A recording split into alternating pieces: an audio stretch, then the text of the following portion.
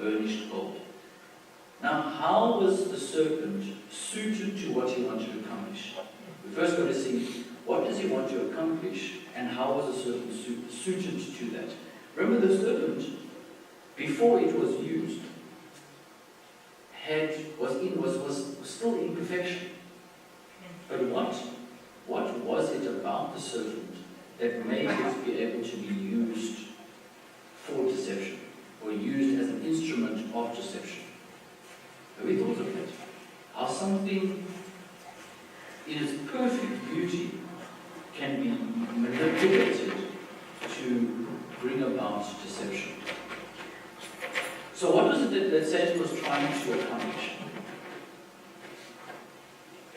We know the ultimate goal was sin.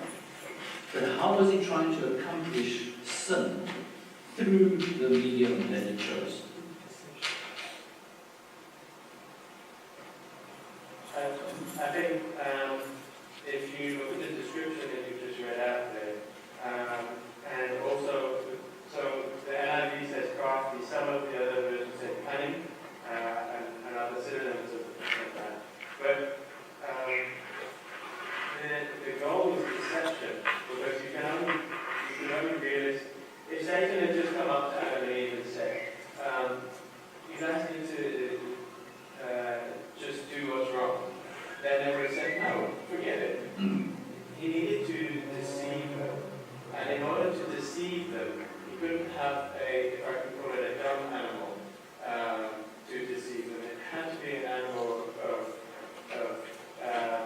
or a creature of cunning and almost wisdom type of thing. Otherwise, they're not going to pay attention to it.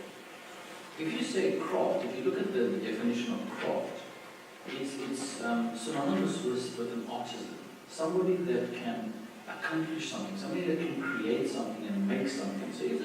So the serpent itself was something that was studied with amazement.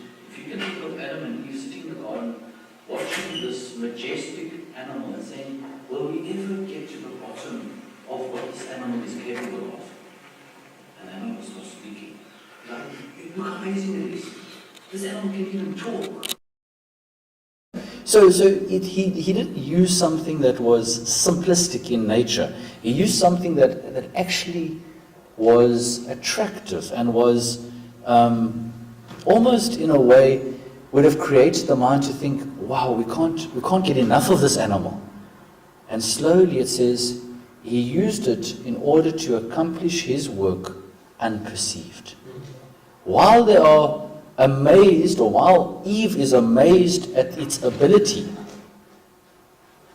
at the same time, lies are starting to be introduced. Now that has been Satan's tactic throughout millennia. When, at the back there, do I say?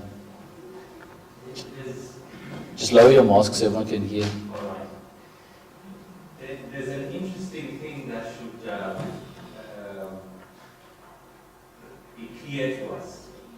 I'm running out of words.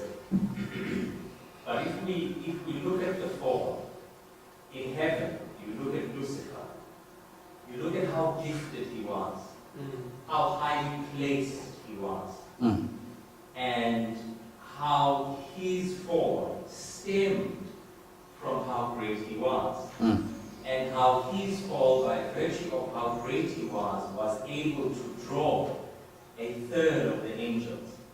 If you look at his tactic in Eden, he uses a greatly created being or animal, greatly created by God.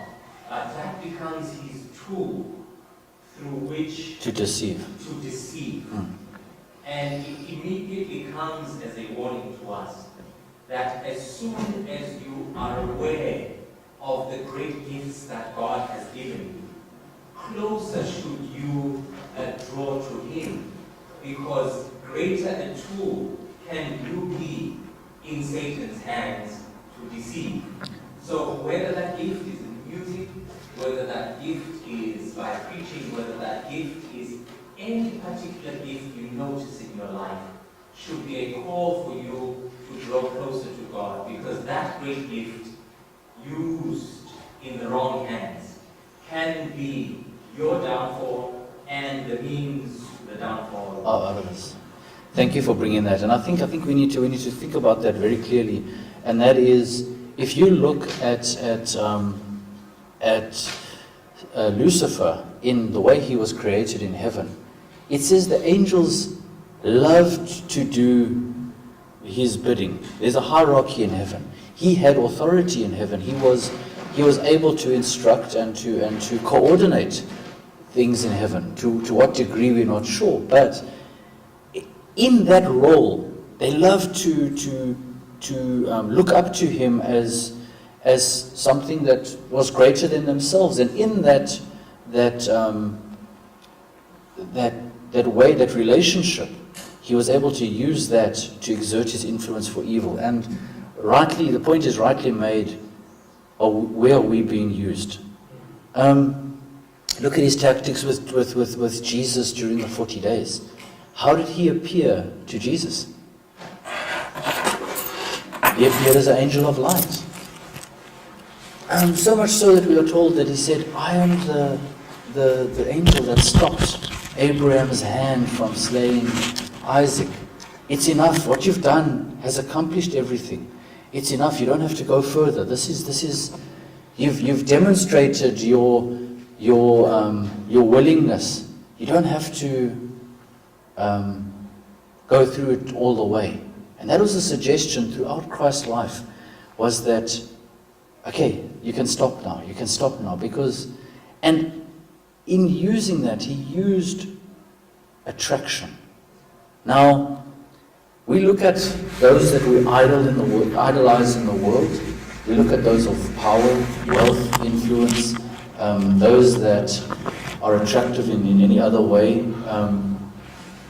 In selecting people for a tool, we think of the case of Hollywood, used mightily as a tool in the hand of the devil. Who has he selected to do that job? Has he taken the nobodies of this world? Has he taken those that aren't good to look at?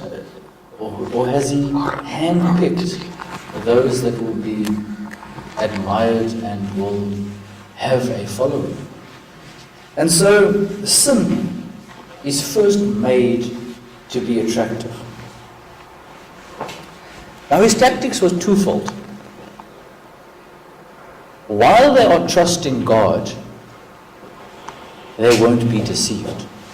So bring questions, bring doubt, but also play on the same area of life where he fell.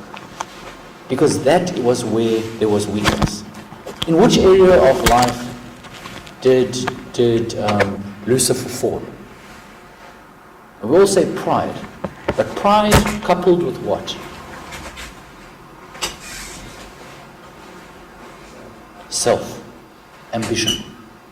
Pride, the love of self, coupled with ambition, is a dangerous combination. So if you love yourself and you want to propel yourself to a position to be worshipped by others. So it's not enough that you love yourself. You also want to be loved by others. And that was the same tactic where he started to work on Eve. So what he first does is create doubt, create a question, and then play and say, you guys are so wonderfully made. You're so beautifully made. You are in the image of God. The only thing lacking is for you to be God. So if you eat of this tree of the knowledge of good and evil, you will be like God. That's the only thing that was lacking. And in this world today, Ellen White makes a very similar statement and says, like modern restless Eves, they try and achieve something higher, but they fall far below their original intention. With Eve trying to achieve something greater, she lost that which she already had, and they slipped further than where God intended them to occupy.